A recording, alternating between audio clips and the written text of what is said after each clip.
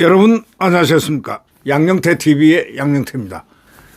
잘못된 헌법재판소라는 소위 인식으로는 헌법의 최고기관이라는 거기에 의해서 그곳에서 유린당한 대통령의 인권, 사법적 인권을 보면서 우리는 헌법재판소를 나무라지 않을 수가 없습니다. 윤석열 대통령을 탄핵 심판하는 과정에서도 헌법재판소도 심판대에 오를 수밖에 없습니다. 왜? 헌재 변론 과정에서 헌재가 생각보다 엉성했고 매우 정치적이고 매우 독선적이며 매우 절차적 공정성에 크게 개의치 않는 등 최고법원으로서 위상에 걸맞지 않는 행동을 일삼았기 때문에 그래서 정당성 훼손을 당한 것입니다. 어느 누구 국민한테 물어보십시오. 헌법재판소가 공정하고 정당했다고 누가 얘기하는 사람 단 한 사람이라도 있습니까? 탄핵 찬성자들 빼놓고 이재명 지지자들을 빼놓고 누가 있습니까? 헌법재판소는 헌법 제111조에 규정된 대로 법률의 위헌 여부를 심판합니다. 이 문화일보 논설위원인 김세동 논설위원에 의하면은 이렇게 얘기합니다. 헌법재판소는 헌법 제111조에 규정된 대로 법률의 위헌 여부 심판, 법률의 위헌인가 위헌 아닌가 여부 심판, 두 번째 공직자 탄핵 심판, 세 번째 정당 해산 심판, 네 번째 국가기관 간 권한쟁의 심판, 다섯 번째 헌법소원 심판 등을 관장하는 대한민국 최고재판소라고 돼 있다고 적시하고 있습니다.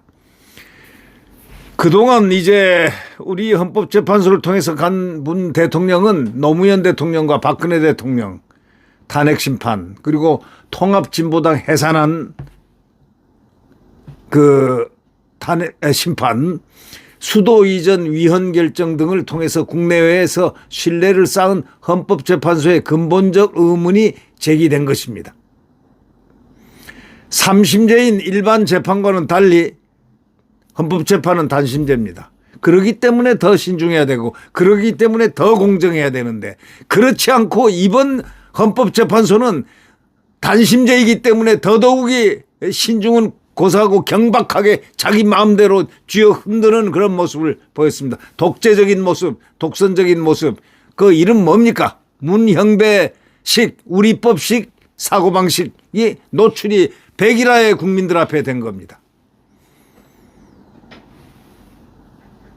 당사자는 물론이지만 국민의 반발과 불복을 최소화시키기 위해서 시비 소지를 철저히 차단했어야 했는데도 불구하고 이번에 비상계엄 등 1년의 탄핵 심판에서 설립 30주년 만에 최악의 소위 헌법재판소 신뢰 파탄 위기에 봉착했다는 사실은 무엇을 의미합니까? 김세동 문화일보 논설위원은 당사자는 물론 국민의 반발과 불복을 최소화하기 위해서 시비 소지를 철저히 차단해야 했음에도 불구하고 이번 비상계엄 등 1년의 탄핵 심판에서 이 헌법재판소가 설립된 지가 36주년이 됐는데 36주년 만에 최악의 신뢰 파탄 위기에 봉착했다. 다시 말해서 헌법재판소 무용론, 헌법재판소 없애버려라. 차라리 대법원에서 그대로 하는 게 훨씬 공정하다. 이런 얘기들이 대부분 많이 나왔습니다. 그리고 헌법재판소는 없어져야 된다고 생각합니다. 이런 헌법재판소라면 이거는 없어져야죠. 국민 분열을 시키고 극좌파들 우리법 연구를 위한 헌법재판소는 없어져야 된다 이런 얘기입니다. 편향된 자유민주주의 체제를 부정하는 그러한 좌파들의 극좌파들의 국가 수호 의지가 없는 이러한 재판소 뭐 필요합니까? 우선 정치 편향성이 심각하다고 이 사설자는 지적합니다. 문영배 헌법재판소장 여러분 행태를 봤지 않습니까? 그 권한대행, 소장도 아닙니다. 그 권한대행입니다. 직무대행. 이 양반은 과거에 SNS 등에 올린 진보 야당 편향적인 글로 중립성이 이미 많이 훼손돼 있는 사람입니다. 그럼에도 불구하고 헌법재판소 직무대행을 누가 시켰습니까? 보통 판사들도 정치 성향 노출을 극도로 꺼립니다. 그런데 법관으로서 자질 문제, 이 자질이 없는 거야, 이 사람은. 근본적으로 자질의 X입니다. 예. 이미선 정계선 재판관은 동생과 배우자들의 친야적 활동이 문제가 됐는데 공교롭게도 세 재판관은 모두 우리법연구회 국제인권법연구회 출신입니다. 국제인권법연구회는 바로 무엇이냐? 우리법연구가 없어지고 그 다음에 후신으로 생긴 겁니다. 그런데 오동훈이가 뭐라고 그랬습니까? 나는 우리법연구회 아닙니다 하고 뭐나 됐듯이 한참 난리법석을 치더니 나중에 무슨 소리야? 우리법의 후신이 국제인권법 아니야? 예를 들면 당신이 찾아간 당신 동기 정계선을 봐라. 정계선 서울지법법 법원장 할 때 거기 가서 영장 청구를 했잖아. 우리법 이순영 판사에 의해서 형사소송법 110조 111조 그걸 갖다가 예외해가지고 예외법을 만들어가지고 허락을 받도록 돼 있는 보안시설에 들어갈 때는 허락을 받게 돼 있는 그것을 갖다가 예외 조치를 해서 법을 자기가 만드는 그런 엉터리 판사. 이 판사는 엉터리예요. 법을 마음대로 입법하는 판사가 그게 엉터리지 그게 제대로 된 판사입니까? 그런데 버젓이 지금 그에 대해서 후속 조치가 지금 없습니다. 당장 직위 해제하고 파면 조치를 해야 될 사람입니다. 왜? 판사가 영장을 발부하는데 대통령 영장을 발부하는데 입법을 해가지고 가짜 입법을 자기가 법을 만들어가지고 찍어 넣어가지고 바로 가장 중대한 방어권을 없애버린 겁니다. 이런 자가 무슨 판사입니까? 우리법 이순영. 네. 말이 안 되는 얘기죠. 네. 정말. 그래서 이 정계선 법원장한테 갔지 않습니까? 정계선하고는 오동훈은 동기입니다. 근데 자기가 왜 우리법이 나는 우리법 아니다 하고 큰 소리 꽝 쳤느냐 이유가 있습니다. 자기는 국제인권법 있는 걸 감춰버려요. 우리법이 아니다. 그 말은 맞죠. 국제인권법이다 하고 외쳐야 정당성이 있는데 외치질 않아요. 왜? 정계선은 우리법연구회 회장도 하고 우리법연구회가 없어지고 난 다음에 말썽이 많아가지고 없었죠. 그 다음에 국제인권법이 김명수가 국제인권법을 창립을 했지 않습니까? 회장을 했지 않습니까? 회장, 초대 회장, 국제인권법. 네. 그리고 정계선이가 거기 또 우리법 회장도 하고 국제인권법 회장도 했지 않습니까? 골수들입니다. 골수들. 이 사람들은 골수들이에요. 그 골수들이 전부 그러니까 서부지법에는 골수들이 많았다 이렇게 볼 수가 있겠습니다. 마은혁이도 거기 후보자로 딱 헌법재판소 후보자로 딱 돼 있었으니까. 그러니까 거기가 극좌파들 우리법 소굴로 만들려고 했던 겁니다. 헌법재판소를. 그렇지 않고 어떻게 이렇게 한 재판소 서부지법에서 우리법 출신들 둘이를 갖다가 거기에다가 꺼내 놓을 수가 있습니까? 추천이 될 수가 있습니까? 민주당하고 민주당이 왜 그걸 두 사람을 내밀었겠습니까? 그 이유가 뭐겠습니까? 자, 김명수도 정정미라는 재판관을 만들어냈습니다. 그 사람도 좌파입니다. 오히려 더합니다. 어떻게? 이진숙 방통위원장을 하루 근무한 분을 갖다가 파면의 도장을 딱 던진 사람이 정정미입니다. 자, 그 다음에 우리법 세 사람. 예. 합쳐서 네 사람이 반대표를 던졌습니다. 이거는 있을 수가 없는 얘기죠. 하루 근무한 이진숙 방통위원장을 파면에다가 도장을 탁탁 찍었다는 문영배나 이미선이나 정계선이나 또 이 정정민은 이 판사라고 볼 수가 있습니까?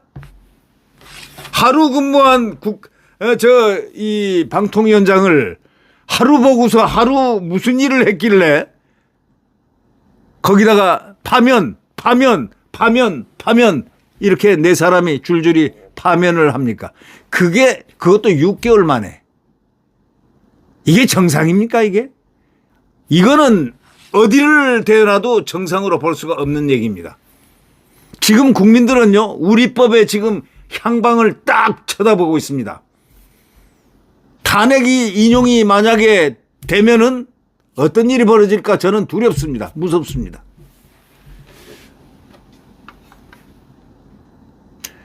여러분, 또 공교롭게도 이 새 재판관, 문형배, 정계선, 이미선 이 세 재판관은 모두 우리법연구회, 국제인권법연구회 출신입니다. 이거는 말이 진보 성향이지 좌파 성향이 좌파죠. 좌파 성향 판사 모임으로 문재인 정부와 김명수 대법원장 체제에서 핵심 세력으로 떠올라서 법원 내 하나의 비판도 받는 특정 서클 출신이 8명 재판관 중에 3명이나 있다는 거, 헌법재판소에서. 이게 말이나 되는 얘기입니까, 이거? 예?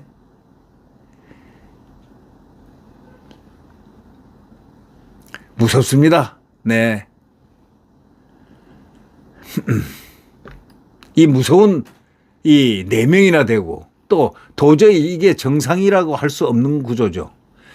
우리법, 인권법 출신은 4명이나 됐다는 얘기입니다. 마은혁 재판까지 들어왔으면 4명이나 됐다는 얘기죠. 도저히 정상적인 사람들이 판단하는 게 아닙니다. 어떻게 해서 4명을 집어넣으려고 저 민주당이 난리를 치고 있고 저자들이 헌법재판소가 난리를 치고 있고 헌법재판소장 직무대행 문형배라는 자가 어떻게 이렇게 마음대로 마은혁이라는 사람을 넣어서 자기 클럽 4사람을 넣어서 어떻게 하겠다는 심보로 그렇게 했는지 국민들은요 그거에 대해서 더 화를 내고 있습니다. 우리법 인권법 출신의 헌법재판관 과다 대표는 누구냐? 문재인하고 또 더불어민주당입니다. 더불어민주당하고 문재인이 우리법 인권법 출신 헌법재판 대표입니다. 대표라고 할 수, 정신적인 지주라고도 할 수 있죠. 네. 아니 친구 우리 편 아무 눈치 보지 않고 마구 임명했기 때문에 이런 현상이 나오는 겁니다. 좌파 성향으로 저평가받는 이 문형배라든가 이미선 재판관은 문 대통령이 임명했습니다. 그다음에 이 정재판관은 얼마 전에 민주당이 선출했습니다. 정계선. 특히 마 재판관 후보자는 정 재판관이 법원장을 맡았던 서울 서부지법 부장판사 출신입니다. 한 법원에서 우리법연구회 출신 2명을 헌법재판관으로 아무렇지도 않게 선출하는 민주당의 무신경이 놀랍다고 합니다. 지금 이 김세동 논설위원은요, 우리법연구회는 2018년에 해산됐지만 인권법연구회는 아직도 건재하게 있다는 겁니다. 자진 해산하든지 조희대 대법원장이 결단을 내리든지 둘 중에 하나 하라고 이렇게 요청을 하고 있는 이 김세동 논설위원의 말은 상당히 힘이 있습니다. 여야를 가리지 않고 역대 정부는 우리 편 헌법재판관을 임명해 왔는데 국회 추천 3명은 좀 독특했습니다. 여당과 제1야당이 1명씩까지는 재판관은 확실히 우리 편을 선택하지만 여야 합의로 추천되는 1명은 중도 성향이 많았습니다. 업무 평가도 좋았고 헌법에 따라 여태까지는 재판관은 대통령이 임명 3명, 대법원장 지명이 3명, 국회 선출 3명 해가지고 9명으로 구성되는데 여태까지 무리가 없고 말이 없고 이랬는데 이번에 이 문형배라는 사람이 헌법소장 직무대행을 맡고 난 다음부터 그는 노골적으로 까놓고 정벌을 하려는 그런 태도.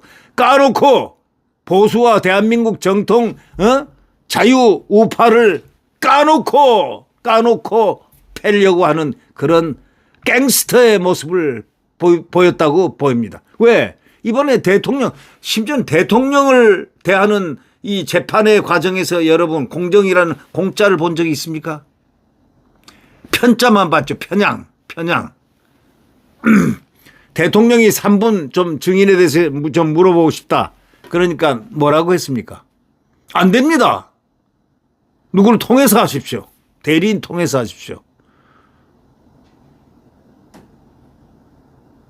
그리고 시간을 조금만 달라고 그랬더니 재판 그만두겠습니다. 끝내겠습니다. 재판 끝내겠습니다. 지가 언제부터 헌법재판소 소장 직무대행입니까? 대통령 알기를 갖다가 우습게 보고 말이죠. 현역 대통령입니다. 에? 현역 대통령이라고. 그리고 우선 공정성이 없어진 사람들이 지금 재판을 오늘 하고 변론을 듣고 재판하고 선고를 한다는 거 생각해 보면 상식적으로 납득이 됩니까? 이해가 안 되지 않습니까? 국회의원 제적 과반 출석에 출석 과반으로 선출하지 말고, 예? 김세동 논설위원회 얘기는 그렇게 하지 말라 이거예요. 예. 과반 출석에 출석 과반으로 선출하지 말고 제적 3분지 이상으로 선출하도록 관련법을 고치면 어떻겠냐 하는 그 의견도 냅니다. 국회목 재판관 3명은 극단적으로 편향되지 않는 합리적인 중도 성향 재판관이 나와서 헌재를 보다 바람직한 방향으로 이끌 수가 있을 텐데 제 생각은 말이죠. 이런 말 저런 말 할 거 없습니다. 대법원에서 다 하면 됩니다. 헌법재판소가 뭐가 필요합니까? 그렇다고 해서 이번에 봤는데 헌법재판소는 우리가 바로 그 전까지만 해도 헌법재판소는 훌륭한 분들이 나올 것이다 이렇게 알고 의당 그렇게 알았는데 이번에 보니까 말이죠. 공정성에는 일반 시민들보다 공정치를 못한 사람 그런 의식구조를 가진 판사라는 너울을 쓴 사람이 거기에 딱 나와 있던 걸 알고 깜짝 놀랐습니다. 아니 문영배란 사람 저 하는 행태를 보십시오. 저게 무슨 헌법재판관입니까? 대통령을 심판해요? 이미선 한번 보십시오. 정계선 한번 보십시오. 네.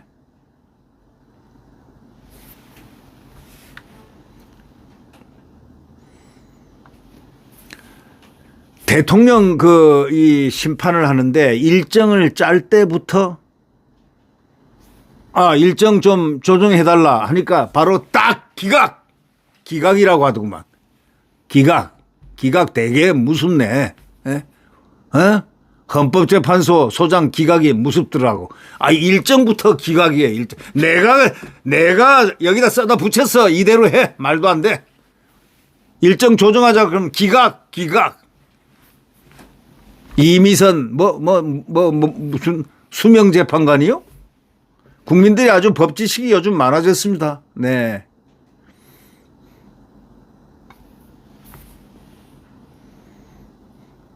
헌재는 신속한 윤 대통령 탄핵 심판을 위해서 자신의 존립 근거인 헌재법을 위반하는 행태도 보였습니다. 자기네가 만든 자기네를 위한 헌재법도 자기네 스스로가 위반하는 그런 사람들이 무슨 헌재 재판관입니까? 헌재법 제32조는요. 재판, 소추 또는 범죄 수사가 진행 중인 사건의 기록에 대해서는 송부를 요구할 수 없다 하고 분명히 못 받고 있는데도 불구하고 헌재는 원본이 아닌 사본은 괜찮다 하면서 검찰 수사 기록을 모두 송부받았습니다.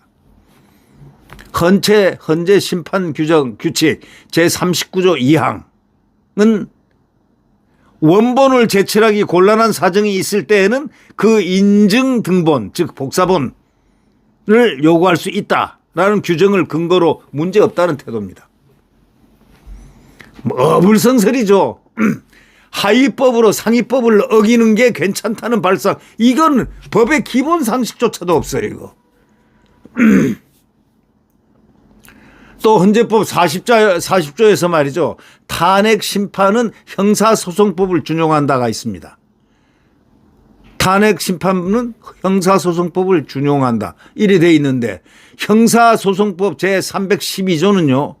검찰의 피의자 신문조서는 피고인이 그 내용을 인정한 때에 한해서 증거로 할 수 있다. 이 규정을 하고 있거든요. 피고인이 반대하면 증거로 사용할 수 없는데도 불구하고 헌재는 관례를 앞세워가지고 박 대통령 때 그랬다 이거야. 그러니까 증거로 채택을 했습니다. 이미 채택이 돼 있습니다. 그런데 이 사람은 아마 이걸 몰랐던 것 같아. 아니 법관이 법을 모르면 됩니까? 2020년에 형사소송법이 바뀌었다 이거예요. 박 대통령은 2017년에 재판을 받았다 이거예요. 그러면은 이게 어떻게 되는 겁니까? 바뀐 걸, 형사소송법이 바뀐 걸 써야지, 그때 걸 갖다 쓰겠다 이거예요. 그래서 항의를 하니까 우리는 그때 박 대통령 거 쓴다. 과거 형사소송법을 쓴다 이겁니다. 루이 16세 때까지 올라가라 그냥. 막 올라가라. 자기가 필요한 거 골라 잡아라. 이런 얘기입니다.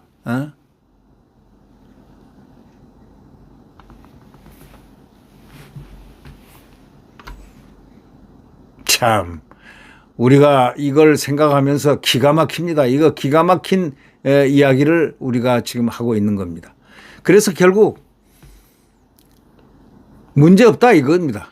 복사판 괜찮다. 그 말도 안 되는 소리죠. 그러니까 법적으로는 이건 벌써 엉터리다 이거예요. 엉터리. 법적으로는 엉터리예요. 피고인이 반대하면 증거로 사용할 수 없는데도 헌재는 관례를 앞세워 가지고 증거로 채택했습니다. 법을 앞세워야지 왜 관례를 앞세웁니까? 관례도 그것도 박 대통령 때 그때 형사소송법을 적용했다 이거예요. 아니 형사소송법 그게 개정이 돼가지고 바뀌는데 그것도 누가 문재인이가 바꿨잖아요. 문재인이가 2020년도. 지들을 보스가 바꿨는데 자기들 추천해 준 사람이 바꿨는데 왜 추천해 준 사람 새로운 법을 안 써요? 왜 과거의 법을 쓰느냐고. 말이 안 되지 않습니까? 헌법재판이 정치재판 성격이 아무리 있다고 이렇게들 말들은 하지만 이 정도 지경이면요. 헌법재판소는 위법 행태가 바로 심판받아야 될 대상, 탄핵 대상이 바로 헌법재판소라는 결론에 도달합니다. 여러분 어떻게 생각하십니까? 네. 구독 버튼과 엄지를 눌러주시면 감사하겠습니다.